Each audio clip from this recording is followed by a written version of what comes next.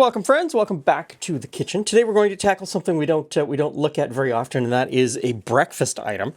I had leftover mashed potatoes. I know. I'm one of those people who always cooks too many potatoes, and then I'll have them left over for lunch for days, just because I like mashed potatoes. So I thought, I've got these left over. I'm going to use them in another dish. So I'm going to put mashed potatoes in. This is cooked bacon all crumbled up, chopped up green onions, and shredded cheddar cheese. In this bowl, I have some flour. To that, I'm adding baking soda and baking powder.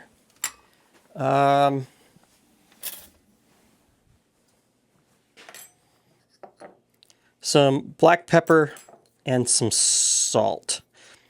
And I'll just give that a bit of a stir. Okay, set that aside. I need about a quarter cup of buttermilk. There we go. And don't believe those people that have been bought out by Big Vinegar. You cannot make buttermilk by adding vinegar to regular milk. That's not how it works. That's not how it works. So to the buttermilk, I'm going to add 2 eggs. And melted butter.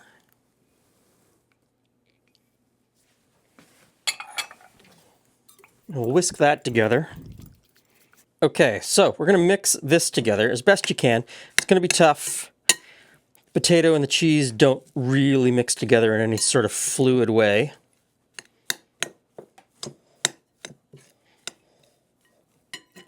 Pour in the flour mixture. Coming together pretty well. And now in goes the buttermilk, egg, and butter. So if you don't have buttermilk, use kefir. If you don't have buttermilk, you probably don't have kefir either. Use regular milk and substitute about 1/3 of the total volume of milk that you need with either plain yogurt or sour cream. And you're going to get to where you need to be. You're going to get the flavor that buttermilk brings. Or buttermilk powder. I've never used buttermilk powder because I always have some fermented dairy product on hand in my fridge. So I've never tried buttermilk powder, but people swear by it and it would work. It would have all of the flavors that you would get from a fermented milk product. Adding vinegar to milk is just adding vinegar to milk. Don't bow down to Big Vinegar. Okay, that mixture looks great. Okay, so this part I cannot help you with. Everybody's waffle iron is going to be different. Everybody's waffle iron is going to be a different size. It's going to have different heating elements. It's going to be different shape. You're going to have to kind of figure it out on your own. And for this, I know that the potato doesn't flow very well, like it doesn't fill every nook and cranny. So I'm not too worried about having waffles that aren't perfect size and shape. Just doesn't matter to me. There we go. Oh, look at that. Hey, Glen. Hey, friends. I'm ready. I give you a potato, bacon, cheddar, egg, onion waffle.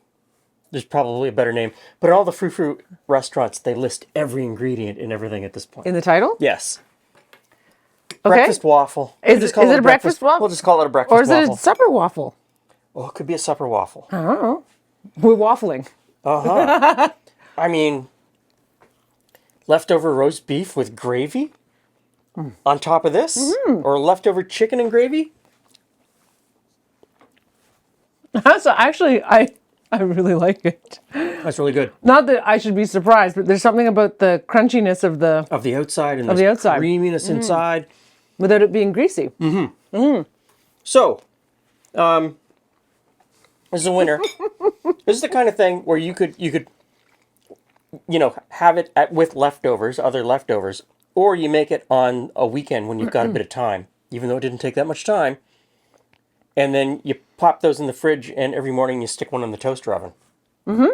Amazing breakfast. Reminds me of all the other wacky things we've Yeah. put in the waffle iron over the years. Yeah. This is great. Feel free to look at our cookie recipes. If they're still out Cookies there, are they? are still out there, probably. These are Thanks for good. stopping by. See you again soon.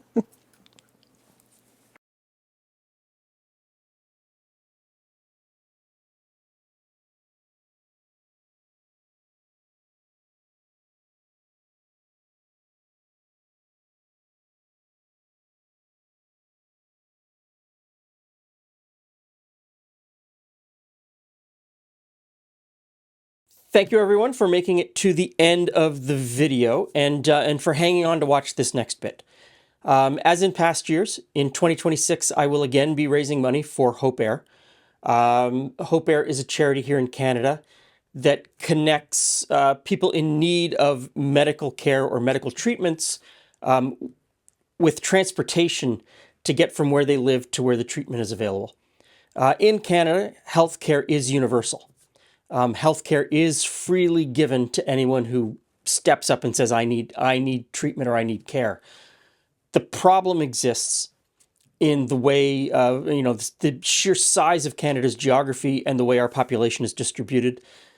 There are some people who live in areas that are underserved by healthcare, and they need to travel to the larger centers, be it Vancouver, Edmonton, Calgary, Toronto, Winnipeg, Montreal, Halifax, or St. John's. There are people who live in Canada's north or in more remote areas where getting to one of those centers to get treatment, be it cancer treatment or ongoing operations for some other health concern, getting to those centers is incredibly difficult, incredibly stressful, especially if it's a child that needs this health care.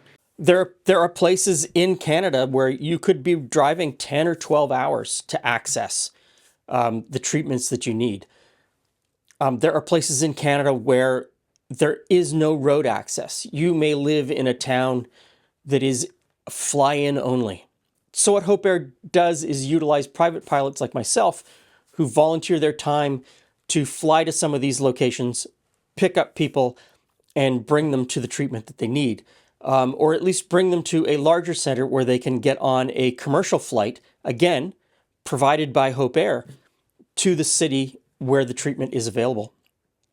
And for parents who are bringing their children for this type of healthcare, Hope Air also has partnerships with hotels where they can provide hotel stays for the parents during this, stressful time. For those of us that live in the big cities in Canada, this is something that we don't really think about.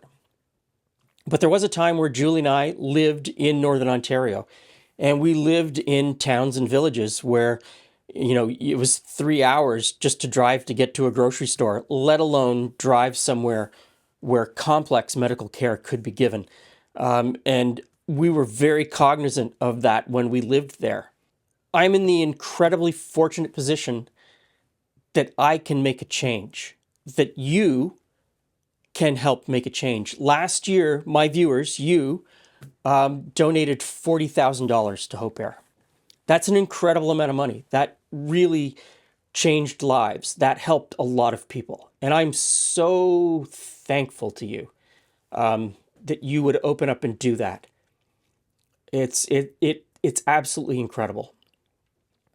And so for 2026, I'm hoping that we can do that again. In August of 2026, I will again be participating in Give Hope Wings, which is where a bunch of pilots like myself, we go out and we fly around and we raise awareness and we raise money and we sort of put a spotlight on the fact that this charity exists and this need exists and this gap needs to be filled. And so this summer we're going to the East Coast. Some of the highlights are Halifax, St. John's, Newfoundland, Goose Bay, Labrador. Then we're on to Rimouski and Trois-Rivières and ending up again in Sudbury. So I hope you'll come along with me over on the Flying Channel on that trip. Julie and I will be making it this year, and hopefully you will enjoy coming along with us. And if you can donate money to Hope Air, I thank you very much. I also understand that if you don't live in Canada, you may not feel a connection to this. I would hope that you